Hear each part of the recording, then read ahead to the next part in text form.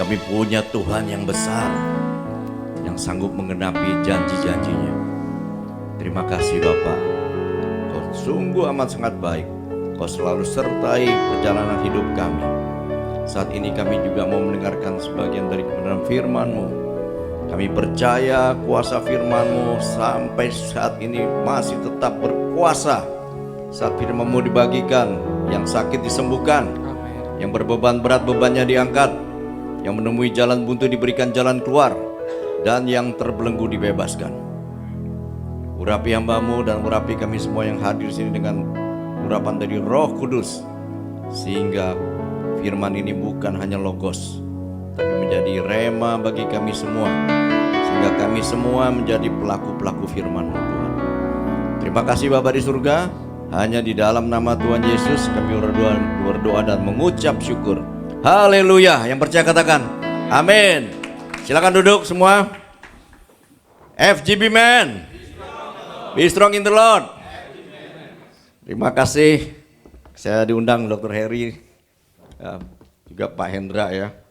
Saya sapa juga senior-senior saya, ada Pak Haryadi, Pak Erwin Tobing, Pak Roni, apalagi banyak senior-senior saya ya, Pak JB. Luar biasa ini. Bagi yang belum kenal tadi udah dikenalkan ya. Nama saya Yohanes Marjuki. Ini istri saya yang cantik nih, namanya Lovisa. Ya. Anak kami nggak banyak, saudara, cuma 5.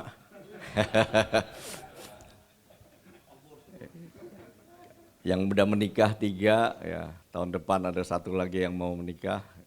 Cucu udah 3 saudara, semua karena kemuliaan Tuhan, amin. Ya, hari ini kita mau dengar firman mengenai menjadi berkat di tengah masalah. Siapa di sini yang dalam hidupnya nggak pernah punya masalah? Ada nggak? Nggak ada ya, termasuk yang bicara juga ya. Kalau kita udah nggak ada masalah,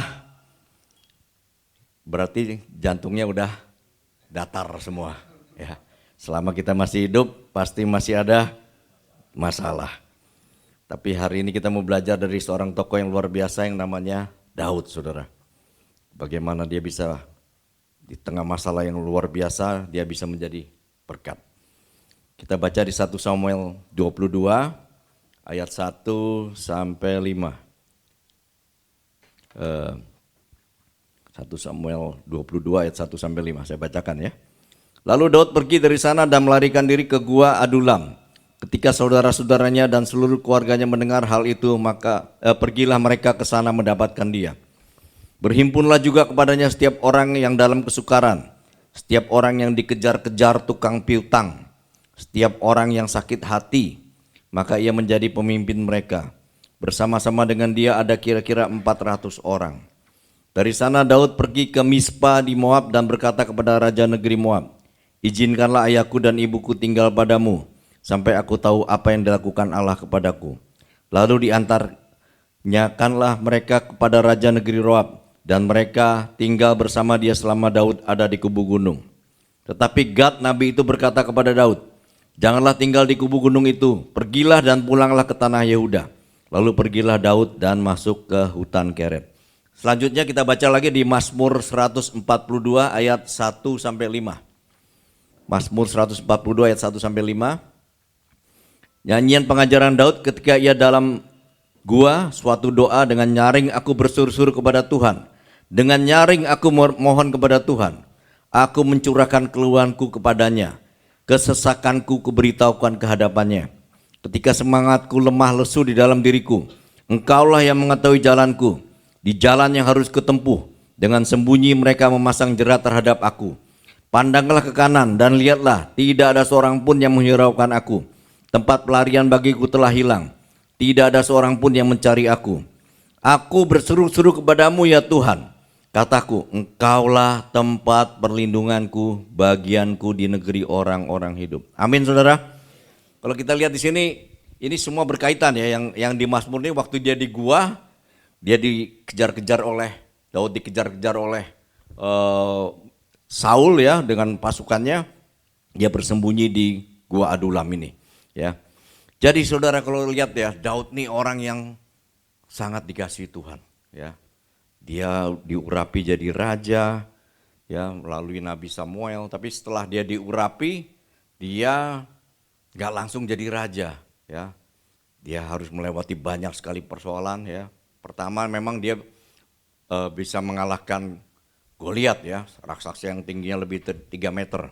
Ya. Setelah dia mengalahkan, dia naik kelas, ya, bisa jadi menantunya Saul sang raja. Tapi di situ waktu orang-orang berteriak-teriak bahwa Saul mengalahkan beribu-ribu, Daud mengalahkan berlaksa-laksa.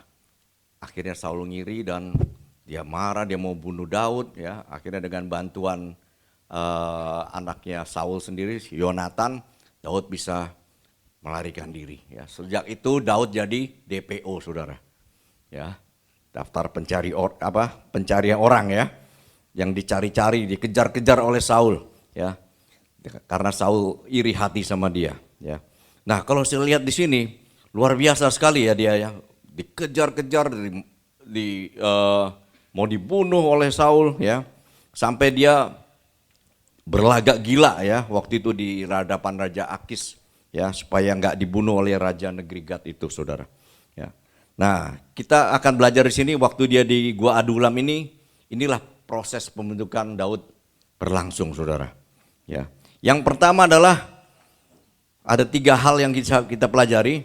Yang pertama, selalu mengandalkan Tuhan. Daud ini luar biasa, ya. Dalam setiap masalah dia selalu mengandalkan Tuhan, ya. Dia tidak mengandalkan kekuatannya sendiri, dia nggak mengandalkan orang lain, dia mengandalkan Tuhan, saudara, ya. Kalau kita lihat tadi di Mazmur 142 tadi, Daud berseru-seru kepada Tuhan, dia memohon pada Tuhan, mencurahkan keluhannya kepada Tuhan, ya. Jadi luar biasa dia, ya. Dia percaya bahwa Tuhan yang dia sembah itu adalah Tuhan yang sanggup untuk menolong dia, ya. Walaupun dia merasa sendirian, dia merasa nggak seorang pun menghiraukan dia, dia masih punya satu-satunya yang dia andalkan, yaitu Tuhan, saudara. Ya, mungkin saudara saat ini juga mengalami masalah, ya. Dalam bisnis sekarang banyak yang saya dengar, banyak yang pusing, saudara, ya. Dolar udah hampir 18.000, tapi kita percaya kita punya Tuhan yang luar biasa. Amin, saudara. Itu yang harus selalu kita andalkan, saudara. Jangan kita mengandalkan manusia, jangan kita mengandalkan kekuatan kita sendiri. Selalu andalkan Tuhan, percaya Tuhan sanggup menolong kita. Amin. Ya, di tengah yang seperti ini selalu ada perbedaan antara orang yang mengenal Tuhan dan tidak mengenal Tuhan, saudara. Selalu ada perbedaan, ya. Jadi jangan saudara putus asa, kecewa, apapun, saudara. Selalu andalkan dia, dan dia Tuhan yang setia. Dia selalu bisa kita andalkan, ya. Di Yeremia 17 ayat 5-6 katakan, beginilah firman Tuhan, terkutuklah orang yang mengandalkan manusia, yang mengandalkan kekuatannya sendiri, dan yang hatinya menjauh daripada Tuhan. Ia akan seperti semak bulus di padang belantara. Ia tidak akan mengalami datangnya keadaan baik. Ia akan tinggal di tanah angus, di padang gurun, di negeri padang asin yang tidak berpenduduk. Jadi dengan tegas ayat ini katakan apa? Terkutuklah orang yang mengandalkan manusia dan mengandalkan kekuatannya sendiri. Ya. Saya ada pengalaman, saudara, waktu saya kerja di satu developer besar, ya. Waktu itu kami ada satu perselisihan dengan mantan partner yang akhirnya jadi kompetitor di daerah Serpong, saudara. Ya, itu kebanyakan kalau developer ribut tuh soal tanah, saudara. Nah itu satu saat memang saya juga kaget, saudara, ya. Lagi susah cari tanah urukan, tahu-tahu pagi-pagi itu di daerah Golf yang ada sampingnya Golf itu ada kafling, ya. Udah dijual ke pribadi-pribadi, salah satunya punya owner yang di tempat saya kerja ini. Tahu-tahu udah ambil tanahnya, saudara. Dikupas sampai hampir 1 meter, 90 cm katanya. Dengan alasan ada pembersihan karena itu masuk di daerah, waktu pembagian wilayah itu masuk ke wilayahnya kompetitor kita, ya yang mantan punter tadi. Itu dia bilang ini ada pembersihan ilalang katanya. Tapi masa ya kafling yang udah mateng dibersihin juga saudara. Karena itu dia lagi nggak ada tanda urukan diambil saudara. Udah akhirnya kita bilang stop, nggak mau kasih somasi saudara. 2 kali somasi, nggak mau juga. Wah akhirnya terpaksa lapor ke Polda saudara. Nah saya di sini pede sekali saudara. Karena kita punya, waduh udah pasti menang lah ini. Ya, jadi waktu gelar perkara, digelar, kaget saya saudara. Ya, yang kita ambil tanah itu, dia bilang itu cuma dipinjam nanti mau dikembaliin katanya. Nah kita ada memang waktu pisah-pisahan tuh pindahin jalan. Karena jalannya tuh terlalu di tengah, digeser tapi nggak mengurangi hak sama sekali. Itu dibilang pidana saudara. Jadi kaget saya, skor jadi 2-0 saudara. Waduh kok bisa begini ya. Saya pulang ke rumah ya habis digelar itu. Waduh ini saya waktu itu jadi presidir di situ saudara. Otomatis kalau ini jadi pidana saya jadi TSK saudara. Alias tersangka. Wah saya pulang kesel saya ya. Terus di rumah istri saya ada 2 suami istri ya yang juga hamba Tuhan juga. Ya tanya gimana tadi? Wah udah saya nggak mau ngomong, saya mau naik ke atas. Di atas kebetulan istri saya tuh lagi setel khotbah. Khotbahnya Pak Y.E. Wandatu saudara. Pas saya naik ke atas tuh yang saya dengar apa? Jangan andalkan jenderal. Jangan andalkan pejabat. Kaget saya saudara. Kok bisa saya naik bisa? Itu suara itu keras banget saudara. Arti waduh ini saya nih. Ya saya andalkan jenderal, saya andalkan pengacara yang luar biasa. Ya saya lupa andalkan Tuhan. Di situ saya bertobat saudara. Saya berlutut Tuhan ampuni saya. Saya selama ini mengandalkan manusia, mengandalkan kekuatan saya sendiri. Saya enggak mengandalkan Engkau Tuhan. Akhirnya saya berdoa, saya bilang saya mau mengandalkan Engkau saja Tuhan. Akhirnya saudara pas sudah dipanggil lagi yang kedua kali, saya juga kaget saudara, kok bisa berubah situasinya saudara. Ya, semuanya akhirnya damai-damai. Ya, yang ini juga dianggap nggak ada pidana, yang ini nggak dianggap pidana. Ya, keluar surat perintah penghentian penyelidikan saudara. Ya. Nah, beri kemuliaan buat Tuhan kita Yesus saudara.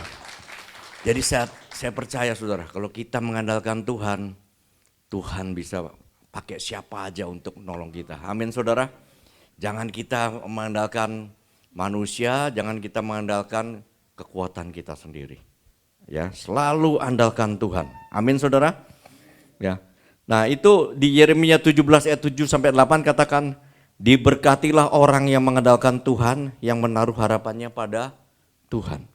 Ia akan seperti pohon yang ditanam di tepi air, yang merambatkan akar-akarnya ke tepi batang air, dan yang tidak mengalami datangnya panas terik, yang daunnya tetap hijau, yang tidak khawatir dalam tahun kering, dan yang tidak berhenti menghasilkan buah. Amin. Jadi orang yang mengandalkan Tuhan pasti diberkati, ya, seperti pohon yang ditanam di tepi aliran air, ya, gak pernah layu, selalu menghasilkan buah, saudara. Ya, jadi saudara miliki hubungan yang dekat sama Tuhan ya. Tadi kesaksian Pak William juga selalu dia pujian penyembahan ya, dekat sama Tuhan.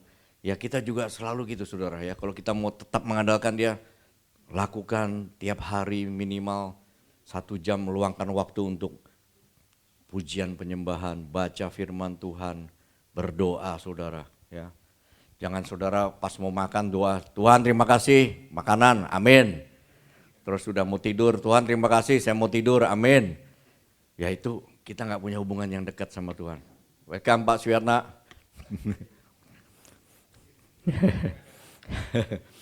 Senior saya juga itu.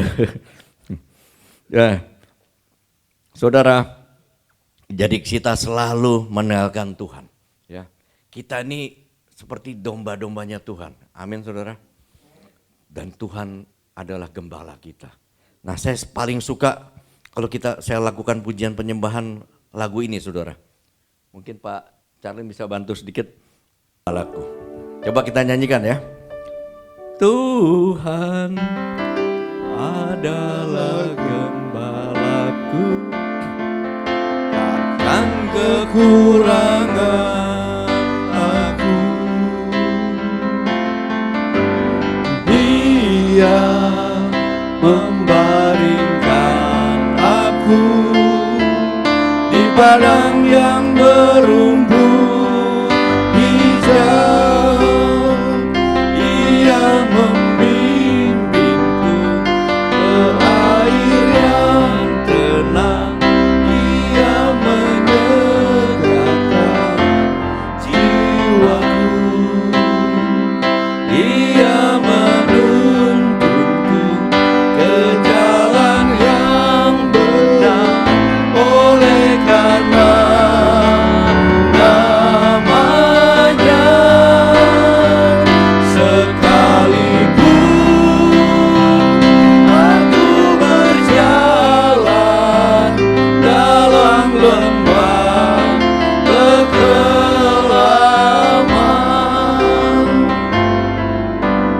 aku tidak takut bahaya, sebab Engkau besertaku.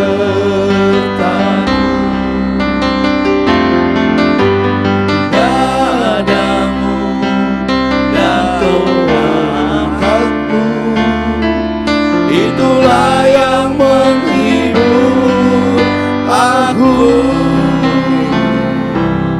Luar biasa ya Tuhan gembala kita. Amin, saudara. Ya, bahkan yang di ayat 6 katakan apa? Kebajikan dan kemurahan belaka akan mengikuti aku seumur hidupku, dan aku akan diam di dalam rumah Tuhan sepanjang masa. Jadi kita selalu mengandalkan Tuhan, intim dengan Dia, percaya Tuhan akan memberikan kita hikmat dalam setiap kita mengambil keputusan yang penting, saudara. Amin, saudara. Ya. Yang kedua, saudara. Yang kedua adalah jadi saluran berkat. Tadi 1 Samuel 22 ayat 2 katakan, berhimpunlah juga kepadanya setiap orang yang dalam kesukaran, setiap orang yang dikejar-kejar tukang piutang, setiap orang yang sakit hati, maka ia menjadi pemimpin mereka. Bersama-sama dengan dia ada kira-kira 400 orang. Daud ini masalahnya besar, saudara ya. Dia dikejar-kejar Saul, mau dibunuh Saul. Ya, bahkan tadi sampai pura-pura gila di hadapan Raja Akis agar nggak dibunuh. Tapi waktu dia ke Gua Adulam, ternyata yang datang ke sana ada 400 orang. Pengusaha? Bukan. Pebisnis? Bukan. Siapa ini? Orang-orang yang dalam kesukaran. Orang-orang yang dikejar tukang piutang. Yang sekarang mungkin orang-orang yang dikejar pinjol itu, saudara ya. Ya, terus apalagi saudara, orang yang sakit hati atau alias kepahitan. Jadi yang datang nih orang yang bawa masalah, saudara.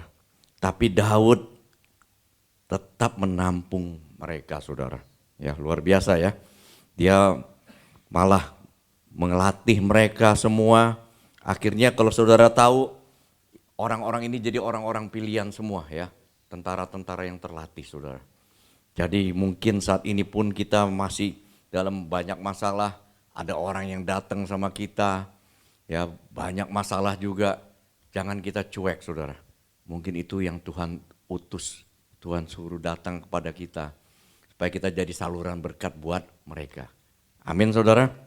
Ya, walaupun masalah saudara mungkin berat, ya jangan saudara cuek, jangan saudara acuh nggak acuh, ya. Saya juga banyak sekali, saudara ya, dalam keadaan saya juga masih banyak masalah. Ada aja orang yang datang ya, saya juga bukan ngomongin full gospel, tapi banyak orang-orang yang di full gospel itu banyak yang punya masalah juga ya, namanya juga bengkel, saudara ya. Bro, pagi-pagi udah WA, beli dong voucher saya buat bersihin itu mobil. Saya bilang yang satu aja saya belum pakai.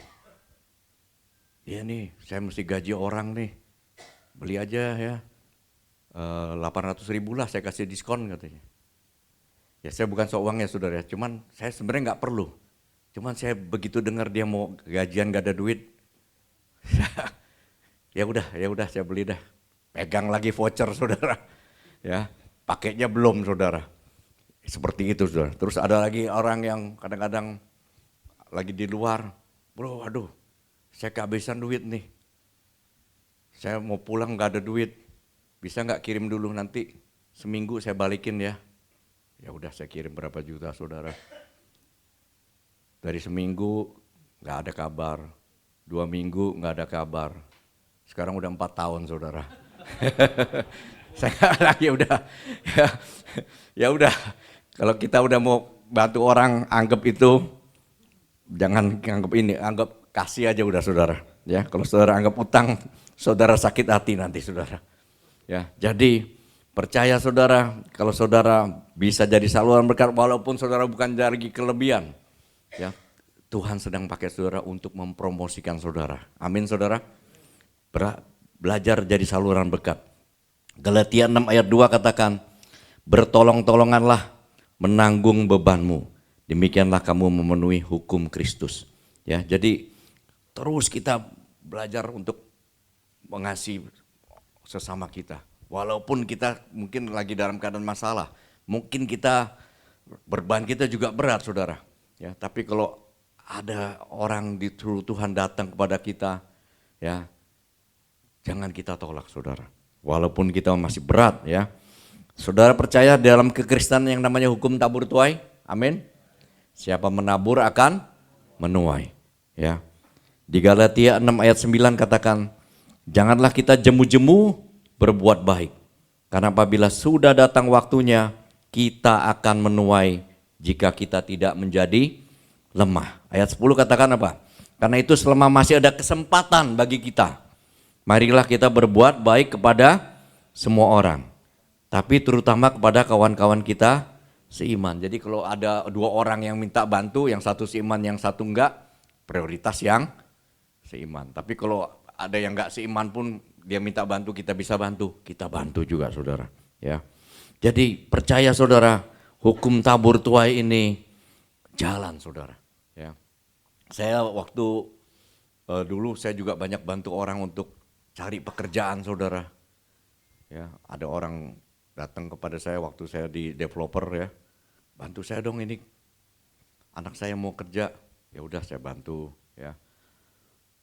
Ada sampai yang sekarang masih kerja terus saudara, ada juga yang saya bantu taruh di bagian keuangan lagi saudara, korupsi lagi saudara malah. Aduh, saya malu juga saudara ya, tapi dari situ saya belajar, wah kita juga harus cek juga ya, cek and recheck. Tapi saya nggak pernah kendur semangat untuk kalau bisa bantu saudara. Ya. Nah akhirnya satu saat saya di WA sama seorang pendeta, hamba Tuhan, apa kabar gimana? Wah terima kasih ya, anak saya udah dibantu waktu itu, sekarang dia udah jadi project manager di perusahaan yang saya dulu kerja itu saudara. Loh yang mana saya bilang, oh, dia cerita, oh iya baru saya ingat, waktu dia masih muda sekali ya saudara ya. Dia saya bantu kerja, mulai dari bawah ya, dan akhirnya dia naik ternyata karirnya saudara. Nah waktu saya kerja di tempat yang saya sekarang, kita lagi cari project manager. Waduh saya bilang cari dia aja deh. Saya pikir pernah saya bantu, pasti dia mau masuk lah ya. Saya lagi perlu ini, kamu mau nggak? Saya ajak ayahnya juga, ayahnya sebenarnya dukung sekali. Wah saya masih betah di sini, saya nggak mau pindah katanya. Waduh, ya udah. Saya bilang, saya bujuk-bujuk nggak mau ya udah. Ya udah, setahun berlalu saudara. Tiba-tiba berapa bulan yang lalu dia WA saya. Bisa ketemu Pak katanya. Ya udah, saya ketemuan. Pak, saya mau gabung debat Bapak. Lah kenapa, saya bilang. Aduh, saya di situ nggak cocok sama direksi yang baru. Ya saudara, ada aja cara Tuhan saudara ya. Yang dulu saya minta-minta dia nggak mau, tiba-tiba sekarang dia cari sendiri saudara. Akhirnya saya tampung dia, sekarang dia kerja. Waduh, kerjanya bagus sekali saudara. Udah di training di perusahaan yang besar yang ini saudara ya. Saya tinggal dapat hasilnya saudara. Saya pikir-pikir kenapa bisa begitu. Tabur tuai saudara. Amin saudara. Waktu itu saya tampung dia, ya dia masih belum ada apa-apa. Sekarang saya menikmati tuaiannya saudara. Amin saudara. Ya jadi saudara, dalam keadaan apapun belajar untuk menjadi saluran berkat bagi yang lain. Bukan hanya uang ya saudara ya, apapun ya. Bisa tenaga, bisa pikiran ya, bisa kasih kekuatan sama orang. Ya. Saya juga ada satu orang sekarang yang lagi bermasalah ya, punya satu restoran yang cukup besar di Kelapa Gading, mungkin saudara tahulah ya. Yang pengacara besar itu juga sering datang juga saudara ya. Ya, tapi sekarang dia lagi banyak masalah, banyak pikiran. Istri saya bilang, yuk bantu mentorin dia. Aduh, saya bilang saya udah banyak urusan. Tapi akhirnya istri bilang ini jiwa loh. Ya udah saya datang ya, saya belajar untuk curahkan waktu ya, dengarkan dia, kasih dia firman-firman, menguatkan dia. Ya karena dia mulai kendur dari Tuhan saudara. Dari situ saya percaya bahwa di setiap kita menabur pasti kita akan menuai yang baik. Amin saudara. Ya. Dan cara Tuhan untuk promosikan kita sering-sering lewat orang-orang yang bermasalah ini saudara. Daud akhirnya lewat orang-orang yang bermasalah ini, orang-orang ini jadi orang-orang pilihan. Dan dia waktu jadi raja, orang-orang inilah orang yang setia membantu dia saudara. Ya. Dan dia menjadi raja yang luar biasa ya di Israel. Bahkan Daud ini sangat dihormati Israel ya. Kalau kita ke Israel ya, itu yang namanya kuburan Daud tuh paling banyak didatengin orang saudara. Dan lambang bendera Israel apa saudara? Bintang Daud ya. Jadi saudara, dari situlah Daud menerima tuayan-tuayan. Yang ketiga, yang terakhir saudara, perbaiki hubungan dengan keluarga. Coba kita lihat di next. Nah ini 1 Samuel 22 ayat 1 dan 3 ya. Lalu Daud pergi dari sana dan melarikan diri ke Gua Abdullam. Ketika saudara-saudaranya dan seluruh keluarganya mendengar hal itu, pergilah mereka ke sana mendapatkan dia. Dari sana Daud pergi ke Mispa di Moab dan berkata kepada raja negeri Moab, izinkanlah ayahku dan ibuku tinggal padamu sampai aku tahu apa yang dilakukan Allah kepadaku. Sudah lihat di sini ya, walaupun dalam keadaan dia lagi dikejar-kejar Saul, mau dibunuh, dia selalu menghormati ayah dan ibunya. Ya, dia concern, dia bawa ini ke raja negeri Moab, titip ayah dan ibunya. Padahal saudara tahu ayahnya sama dia gimana saudara? Nggak dianggap Daud saudara. Ya, waktu ayahnya ini mengundang Nabi Samuel untuk mengurapi anak-anaknya jadi raja ya, pilih salah satu anaknya. Semua yang diundang, yang hebat-hebat ya, ada siapa, Elijab siapa ya. Tapi Daud masih kerja di padang. Berarti dia nggak diajak saudara, dilupakan dia sama bapaknya saudara. Tapi waktu akhirnya udah nggak ada lagi semua, baru bapaknya ingat, oh iya ada satu lagi masih gembalakan domba di padang, baru dipanggil. Ternyata itu yang Tuhan pilih saudara. Harusnya dia sakit hati nggak saudara? Ya mungkin secara manusia dia sakit hati, nggak dipilih sama bapaknya. Tapi dia tetap sayang sama orang tuanya ya. Dia tetap titip bapaknya dan ibunya kepada raja saudara ya. Jadi saudara lihat di sini bahwa kalau kita menghormati orang tua kita ya, kalau yang masih ada orang tua, hormati orang tua kita saudara. Saudara lihat luar biasa kalau kita menghormati orang tua ya. Ulangan 5 ayat 16 katakan, hormatilah ayahmu dan ibumu seperti yang diperintahkan kepadamu oleh Tuhan Allahmu, supaya lanjut umurmu dan baik keadaanmu di tanah yang diberikan Tuhan Allahmu kepadamu. Ya, selain mengasihi orang tua, keluarga kita juga kita ada hubungan yang baik dengan saudara-saudara kita, kakak kita, adik kita, saudara. Kalau yang masih ada ribut, masih ada selisih, perbaiki saudara. Ampuni mereka. Ya.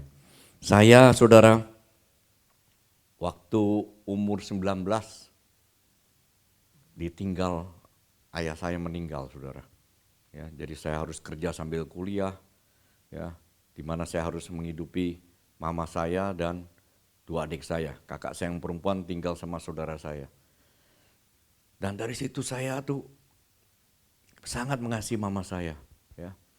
Karena tiap kali saya kerja dari Senin sampai Jumat, dia tinggal di mes saudara waktu itu, ya. Saya diajak tinggal di mes pabrik saudara. Ya saya tahu itu banyak juga asap-asap pabrik saudara ya. Tapi kita nggak ada pilihan waktu itu, nggak punya rumah saudara, ya. Jadi tinggal di mes. Ya. Jadi waktu tiap kali ada kesempatan ngumpul ya, saya kerja sambil kuliah saudara.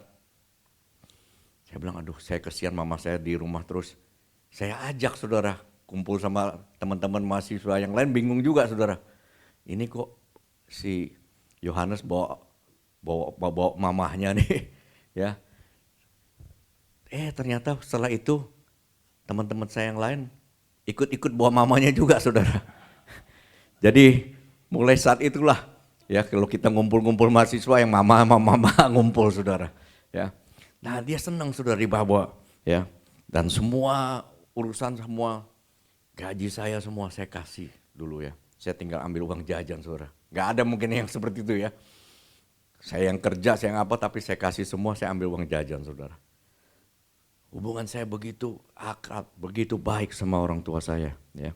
Dan saya percaya waktu itulah akhirnya Tuhan promosikan saya, promosi demi promosi saudara. Ya, di pekerjaan saya.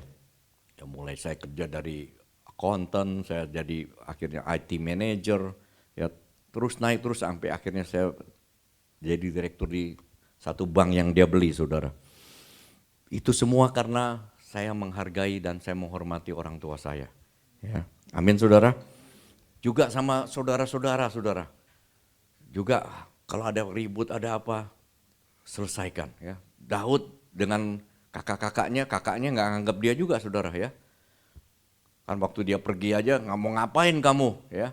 Tapi waktu akhirnya Daud ke Gua Adulam, saudara-saudaranya pun ikut saudara dan dia tampung. Dia nggak ada dendam sama sekali saudara. Nah itu saudara penting sekali bagi kita untuk punya hubungan yang baik. Karena semua itu dimulai dengan keluarga ya. Hubungan kita dengan ayah ibu, dengan istri, dengan anak, semuanya itu dimulai dengan keluarga saudara. Ya, jangan kita nggak bisa mengampuni saudara. Karena kalau kita nggak bisa mengampuni, itu menjadi satu penghalang berkat. Ya, di Markus 11 ayat 25 sampai 26 katakan, dan jika kamu berdiri untuk berdoa, ampunilah dahulu sekiranya ada barang sesuatu dalam hatimu terhadap seseorang, supaya juga Bapamu yang di sorga mengampuni kesalahan-kesalahanmu.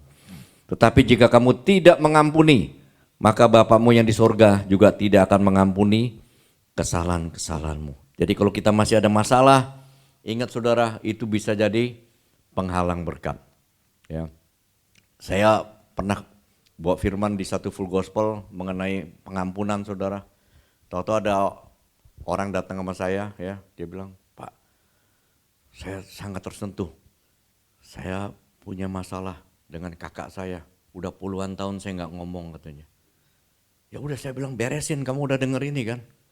Waduh, gak gampang loh Pak, orangnya keras sekali katanya. Kamu datang, kamu hampiri dia, samperin dia, kamu yang lebih muda. Udah gitu, oke. 2 minggu kemudian saya telepon, udah belum? Masih belum Pak. Waduh, kenapa kamu ragu? Waduh saya nanti takut ditolak Pak. Datengin aja, kalau ditolak pun itu gak apa-apa. Kamu udah jalanin yang kamu mau, apa yang Tuhan mau. Akhirnya sebulan kemudian dia telepon saya, Pak kebetulan lagi ada acara Imlek, mereka lagi kumpul, saya datang Pak. Saya datang terus saya hampirin dia, saya salamin dia. Wah ternyata saya dipeluk Pak katanya. Ternyata dia pun kakaknya itu nunggu sebenarnya saudara. Ya. Dan akhirnya mereka rekonsiliasi, waduh peluk-pelukan, tangis-tangisan saudara. Sekarang hubungannya baik saudara. Wah puji Tuhan saya bilang, Bapak udah lakukan sesuai firman. Amin saudara. Ya. Nah saya akan tutup dengan satu kesaksian mengenai hubungan keluarga tadi saudara. Tadi yang saya cerita ya, saya begitu sayangnya sama mama saya. Sampai akhirnya waktu saya menikah sama pacar saya yang sekarang jadi istri saya ini. Sayang saya tuh masih lebih sayang mama saya daripada istri saya awalnya saudara. Itu saya belum tahu firman waktu itu saudara. Jadi saudara, apa-apa saya bela mama saya percaya mama saya yang paling baik. Gak mungkin dia salah. Istri saya bilang, aduh mama kamu tuh sering marahin saya, sering jelekin saya. Gak mungkin, saya bilang. Sampai waktu itu istri saya kurus kering saudara. Nah suatu saat dia udah saking keselnya, saya nggak pernah percaya saudara. Akhirnya saya dikasih rekaman, dia beli rekaman, telepon, ternyata dia lagi teleponan, mama saya lagi telepon sama cici saya saudara. Di situ rekamannya saya dengar, aduh isinya istri saya semua nggak ada yang bagus, semua dijelekin semua saudara. Waduh saya marah sama mama saya bilang wah mah kalau udah begini nggak bisa lah ya. Dan saya juga waktu itu dapat firman Tuhan ya dari Pak Pendeta Wondatu juga bahwa suami akan meninggalkan ayah dan ibunya dan bersatu dengan istrinya menjadi satu daging. Itu saya waduh ini kok saya baru tahu firman ini ya. Dulu waktu saya dikasih waktu mau belajar mau sebelum perkawinan tuh disuruh pilih. Kalau kamu naik kapal, kamu bawa mama, bawa istri, tahu-tahu kapalnya mau tenggelam cuma bisa tolong satu orang, siapa yang kamu tolong? Saya nggak bisa jawab saudara dulu. Kalau sekarang saya tahu, tolong istri dulu. Benar nggak saudara? Ya beri kemuliaan buat Tuhan Yesus. Jadi saudara itu memang berat saudara. Dan akhirnya saudara, mama saya bilang ya udah kalau gini kita nggak bisa kumpul lagi mah. Mama tinggal sama kakak perempuan saya atau sama adik perempuan saya. Akhirnya dia pilih ke kakak perempuan saya. Cuman kakak perempuan saya juga nggak cocok juga sama dia kayaknya. Dia pindah ke adik perempuan saya yang kebetulan lagi mau melahirkan anak ya. Nah setelah melahirkan anak, ternyata juga dia titip lagi ke saya lagi. Titip mama, titip mama. Nah, untuk selanjutnya biar istri saya yang kesaksian sedikit ya. Oke, sini biar dengar langsung dari dia. Saya waktu itu kan belum dalam Tuhan. Nah, saya belum dalam Tuhan. Saya rada kesel, saya ada sakit hati gitu ya. Dan akhirnya mama mertua saya suruh keluar dari rumah. Nah, dari keluar rumah, terus dari kakak ipar saya sama adik ipar saya semua nolak ya. Bayangin aja bapak-bapak, ibu-ibu, seorang orang tua ditolak sama anak kandungnya gitu ya. Nah, berjalan waktu saya bertobat tahun 98 tanggal 28 Maret ya. Terus saya bergaul dengan hamba-hamba Tuhan ya, hamba-hamba Tuhan banyak sekali. Saya bergaul, terus kalau setiap ada pertemuan hamba Tuhan, saya selalu datang. Sampai saya dibilangin sama satu pendeta Benita Timu bilang bahwa saya mau jadi hamba Tuhan. Nah, udah di situ saya belajar berdoa. Nah, disitulah saya belajar berdoa. Satu hari saya berdoa, sekali berdoa itu 8 jam. Ya, saya doain ratusan orang, satu-satu saya doain. Nah, termasuk keluarga saya. Dan akhirnya satu saat mama mertua saya ngomong sama suami saya, bilang gini, kan suami saya dipanggilnya Ote ya, Teh, Mama mau tinggal sama Ote deh. Suami saya bilang, Mah, nanti saya tanya visa dulu ya. Dia bilang gitu, karena Mama pernah masalah sama visa. Ya udah, akhirnya dia ngomong sama saya nggak mau gitu loh, karena saya agak trauma ya, jangan sampai kedua kali gitu kan, karena sekarang saya pikir hubungannya udah mulai bagus. Nah, saya kan senang berdoa. Nah, saya setiap hari, satu hari saya berdoa 7 kali. Saya tidak pernah keluar rumah, saya berdoa dari suami saya kerja sampai dia pulang.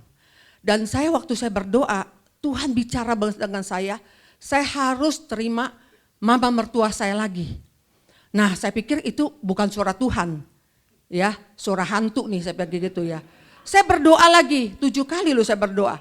Suaranya itu begitu lagi. Wah, so saya ada rasa takut ya.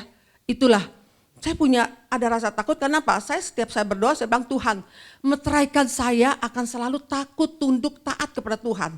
Itu yang saya minta. Nah, di situ saya mulai ada rasa takut sama Tuhan. Saya bilang, Tuhan, saya mau terima mama mertua saya lagi. Begitu suami saya pulang, dia mandi, sudah ini di ranjang, terus saya ngomong sama suami saya, Pi, Mama bawa aja ke sini. Sambil dibilang ini, sampai dia apa nggak salah nih telinganya gitu ya. Dia bilang, bener Mi, bener tanya. Kapan Mi? Besok, saya bilang gitu ya. Ya udah besok. Terus akhirnya suami saya telepon ke mama mertua saya, Mama balik lagi ke sini. Visa bilang Mama balik. Ya udah, mama mertua saya datang seneng banget. Dia bawa supir, jadi saya suruh supir jemput mama mertua saya di rumah adik ipar saya di Meruya. Nah dijemput, nah terus dia bawa tas ya, bawa tasnya kok kecil gitu kan. Saya bilang, Mama udah bawa baju semua? Belum, masih ada, masih banyak katanya. Ya udah, saya datang ke rumah adik ipar saya ambil semuanya baju mertua saya. Nah, itulah saya udah berjanji bahwa saya mau ngerawat mama mertua saya. Sampai mama mertua saya dia tiba-tiba sakit grand epilepsi, ya, grandma epilepsi ya. Nah, itu mendadak. Saya tanya ke dokter, dia bilang itu biasa dapatnya itu sudah tua. Nah, obatnya itu tidak boleh terlambat 1 menit, tidak boleh kecepatan 1 menit. Nah, jadi kalau misalnya terlambat atau kecepatan itu kumat lagi. Nah, waktu itu saya ini gila pelayanan ya. Saya pelayanan gila, terus saya panggil perawat ya. Nah, perawat ngerawat mama mertua saya tuh nggak benar gitu ya. Dia mainin HP terus. Mama mertua saya tuh makan tiduran makan itu sebenarnya tidak boleh. Tidak boleh itu. Karena apa? Karena kalau orang udah tua, kalau makan sebalik tidur itu bisa sakit ke paru-paru. Sampai mama mertua saya masuk ke rumah sakit. Waktu masuk rumah sakit, saya ngomong sama suami saya, masuk sama sakit, kok saya lihat mama mertua saya kok lihat suster ketakutan ya. Terus saya lihat ada yang nggak benar gitu kan. Nah terus dia pertama infusnya di tangan kanan. Habis tangan kanan pindah tangan kiri. Nah saya bilang sama suami saya, Pi, mama lebih baik dibawa pulang. Nanti lama-lama mama papi mati loh, saya gituin. Dia masih nggak percaya, dia takut sekali kalau maksudnya kalau ada apa-apa dengan mama mertua saya. Akhirnya saya nggak tahan, saya ketemu sama dokternya. Saya bilang, mana dokternya? Saya omelin gitu kan ya. Saya nggak mau ya sampai mama mertua saya ini mati, saya bilang begitu. Saya bilang sama suami saya, Pi, nanti mama lama-lama ya infusnya nanti di kaki kiri dan kaki kanan, lama-lama di leher, lama-lama mati, Pi, saya bilang gitu. Masih nggak percaya. Akhirnya besokannya suami saya datang jemput mau lihat mama mertua saya, dia lihat infusnya udah di mana, bapak-bapak, ibu-ibu, sudah di kaki. Nah, terus akhirnya suami saya terngiang-ngiang dengan perkataan saya, akhirnya ya udah kalau gitu dibawa pulang. Akhirnya diurus bawa pulang. Bapak-bapak, ibu-ibu mau tahu, waktu dia pulang, dia seneng sekali. Udah nggak ada sakit. akhirnya ya dia senang, dia makan, dia ini akhirnya umurnya Tuhan tambahin panjang umur sampai 80 lebih. Nah sampai umur 80 lebih, mama saya udah kalau misal saya kan saya dulu ke gerejanya ke gereja yang di GPDI Ketapang, Pendeta Ahamandei. Nah itu kan lumayan jauh ya. Nah terus suami saya bilang nih, Mi, kita pergi yuk. Sudah enggak, kita pulang. Kenapa pulang? Mama harus dimandiin. Karena saya yang harus mandiin mama mertua saya. Jadi mama mertua saya gendong. Saya nggak kasih suami saya gendong, kenapa? Saya sangat sayang sama dia karena dia punya penyakit darah tinggi. Kalau penyakit darah tinggi itu gak boleh ngeden, takut pecah pembuluh darahnya. Jadi saya yang gendong. Dari kamar sampai ke kamar mandi, saya gendong. Mama mertua saya kan agak takut-takut. Mah jangan takut ya, dalam nama Yesus. Dalam nama Tuhan saya kasih saya kekuatan. Saya gendong, saya mandiin ya. Sampai di ranjang dia pup ya. Tapi saya tidak ada rasa geli. Saya urusin mama mertua saya. Sampai mama mertua saya rawat ya. Saya kerja sama dengan pembantu saya. Saya bilang saya pelayanan, tapi mama harus duduk di kursi roda, kasih makan, tidak boleh tidur, ya, kasih nonton, dan obatnya harus tepat, tidak boleh tepat. Nah, saya kerja sama dengan baik dengan pembantu saya. Nah, pembantu saya kebetulan sudah anak Tuhan. Saya injilin dia sampai dia bertobat ya, sampai sekarang dia buah sulung saya. Nah, akhirnya mama mertua saya bekerja sama dengan baik. Nah, mama saya waktu terakhir dia waktu mau meninggal, saya waktu itu mau pergi ke Australia. Saya sampai di pesawat.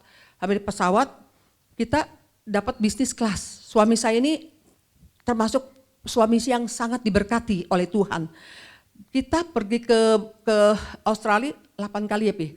5 kali tapi gratis, ya. Ya, 5 kali gratis. Terakhir dia tulis kuesioner gitu kan, dapat dari Telkom ya, dapat gratis. Nah, saya waktu itu di dalam pesawat belum take off loh, belum apa-apa. Handphone untung saya masih nyala. Ternyata mama saya bilang, mama mertua saya meninggal. Saya nggak percaya, enggak meninggal. Coba terus akhirnya saya telepon lagi karena di rumah saya itu banyak hamba Tuhan.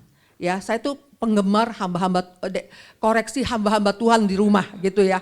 Jadi saya telepon, Tante Siana, mama mertua saya benar meninggal. Iya, Fis, mama udah meninggal. Waduh, udah akhirnya saya ngomong sama pramugari, Mbak, mama saya meninggal. Oh iya, ya udah dia langsung keluarin saya, udah sampai di jalan itu pas lagi hujan, waktu itu lagi jalan saya juga kayaknya nggak percaya gitu loh. Sampai di rumah benar mama mertua saya meninggal. Nah, saya meninggal, terus disitulah wah saya nangis seperti kayak gimana gitu ya. Terus sampai di rumah duka, terus orang-orang gereja dia tanya sama teman saya namanya Anna Maria almarhum. Waktu itu ada orang gereja itu ada sekitar 50 orang, dia tanya gini, An, itu anaknya ya? Dia bilang itu bukan anaknya, itu mantunya katanya. Anaknya yang itu katanya. Loh, kok anak menantunya kok sampai nangis kayak gitu ya katanya. Iya, karena Visa itu menantu yang baik. Dia tuh sama mama mertuanya tuh baik banget. Obat dia beliin, pampers dibeli bukannya beli satu karton katanya. Terus dia persiapin semua, dia yang urusin katanya. Oh ternyata, tapi kok anak perempuannya gak ada yang nangis-nangis ya? Dia bilang iya, anak perempuannya gak sayang sama mamanya. Mamanya dia ditolak gitu ya. Ya itulah saudara, sampai di kuburan saya udah kuburin. Dan akhirnya setiap saya pulang ke rumah, itu mama mertua saya kan tidurnya di kamar yang di depan itu. Setiap saya lihat itu saya nangis. Akhirnya apa? Saya bilang sama suami saya, Pih kita robah rumah ini. Rumah ini kita robah, jadi kamar mertua saya sekarang saya jadiin ruangan perpustakaan. Saya robah rumah saya itu. Dan bapak-bapak mau ibu mau tahu, kalau kita kehilangan orang tua yang kita kasihi ya, Tuhan tuh pasti memberkati kita. Ya, disitulah Tuhan mempromosikan suami saya, ya, mempromosikan suami saya lebih dari itu, saudara-saudara. Akhirnya Tuhan kasih saya berkat yang luar biasa, ya. Ya, papa saya yang saya kasihi juga meninggal, ya, dalam kecelakaan. Terus sebelum dia meninggal, dia berkesaksian di rumah waktu ada komsel, dia bilang, berkat saya kalau dipanggil Tuhan, saya sudah siap. Saya tidak mau cat rambut saya. Karena apa? Kalau saya cat rambut, takut Tuhan, kalau panggil Tuhan tidak kenal saya. Ya, dia bilang gitu. Terus dia bilang, berkat saya berikan kepada mantu saya Yohanes Marzuki. Itu di komsel. Kedua kali dia kesaksian lagi di gereja. Kesaksiannya sama seperti ini. Setelah itu 3 bulan kemudian papa saya meninggal kecelakaan. Ya, waktu dia mau pulang dari Bali. Nah, itulah papa saya dan mama mertua saya yang saya sayangin meninggal, ya. Saya percaya itu semua ada rencana Tuhan dan Tuhan kasih yang luar biasa. Berkat yang tidak pernah saya lihat oleh mata, yang tidak pernah didengar oleh telinga, bahkan yang tidak pernah timbul di dalam hati. Tuhan Yesus memberkati. Terima kasih. Ya, itulah saudara. Saya juga tiap kali dengar ini saya nangis, saudara. Ya, hari ini kita belajar kebenaran firman Tuhan, ya, bahwa selalu mengandalkan Tuhan. Ya, yang kedua, jadi saluran berkat walaupun sedang dalam masalah. Yang ketiga, perbaiki hubungan dengan keluarga. Ya, Tuhan Yesus memberkati. Langsung tutup kita. Ya, kita langsung tutup. Mari saya undang kita bangkit berdiri semua. Mari kita angkat kedua tangan kita. Berkat dari Allah Bapa, kasih sayang dari Tuhan Yesus, penghiburan dari Roh Kudus selalu menyertai kita saat ini sampai selama-lamanya. Yang percaya katakan amin. Tuhan Yesus memberkati.